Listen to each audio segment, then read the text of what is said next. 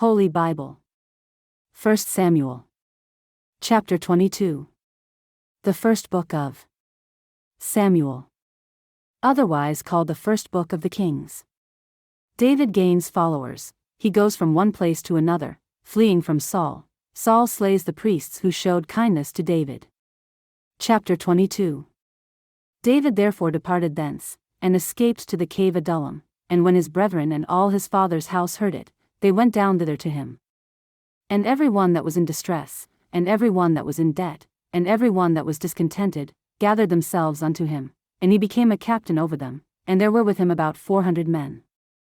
And David went thence to Mizpeh of Moab, and he said unto the king of Moab, Let my father and my mother, I pray thee, come forth, and be with you, till I know what God will do for me. And he brought them before the king of Moab, and they dwelt with him all the while that David was in the hold.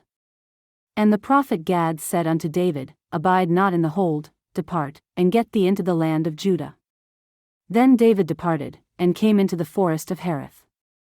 When Saul heard that David was discovered, and the men that were with him, now Saul abode in Gibeah under a tree in Ramah, having his spear in his hand, and all his servants were standing about him winky face. Then Saul said unto his servants that stood about him, Hear now, ye Benjamites, will the son of Jesse give every one of you fields and vineyards, and make you all captains of thousands, and captains of hundreds? That all of you have conspired against me, and there is none that sheweth me that my son hath made a league with the son of Jesse, and there is none of you that is sorry for me, or sheweth unto me that my son hath stirred up my servant against me, to lie in wait, as at this day? Then answered Doeg the Edomite, which was set over the servants of Saul, and said, I saw the son of Jesse coming to Nob, to Ahimelech the son of Ahitub. And he inquired of the Lord for him, and gave him victuals, and gave him the sword of Goliath the Philistine. Then the king sent to call Ahimelech the priest, the son of Ahitub, and all his father's house, the priests that were in Nob, and they came all of them to the king. And Saul said, Hear now, thou son of Ahitub. And he answered, Here I am, my lord. And Saul said unto him, Why have ye conspired against me, thou and the son of Jesse, in that thou hast given him bread, and a sword, and hast inquired of God for him, that he should rise against me, to lie in wait, as at this day? Then Ahimelech answered the king, and said, And who is so faithful among all thy servants as David, which is the king's son-in-law, and goeth at thy bidding, and is honorable in thine house?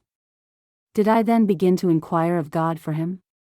Be it far from me, let not the king impute anything unto his servant, nor to all the house of my father, for thy servant knew nothing of all this, less or more.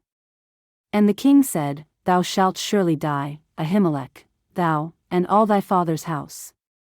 And the king said unto the footmen that stood about him, Turn, and slay the priests of the Lord, because their hand also is with David, and because they knew when he fled, and did not shew it to me.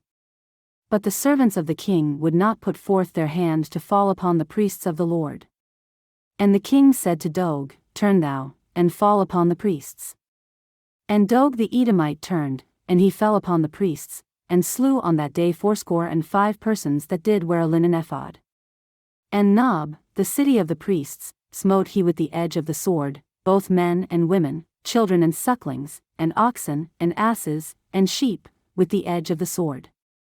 And one of the sons of Ahimelech the son of Ahitub, named Abiathar, escaped, and fled after David. And Abiathar shewed David that Saul had slain the Lord's priests. And David said unto Abiathar, I knew it that day, when Doeg the Edomite was there, that he would surely tell Saul, I have occasioned the death of all the persons of thy father's house. Abide thou with me, fear not, for he that seeketh my life seeketh thy life, but with me thou shalt be in safeguard.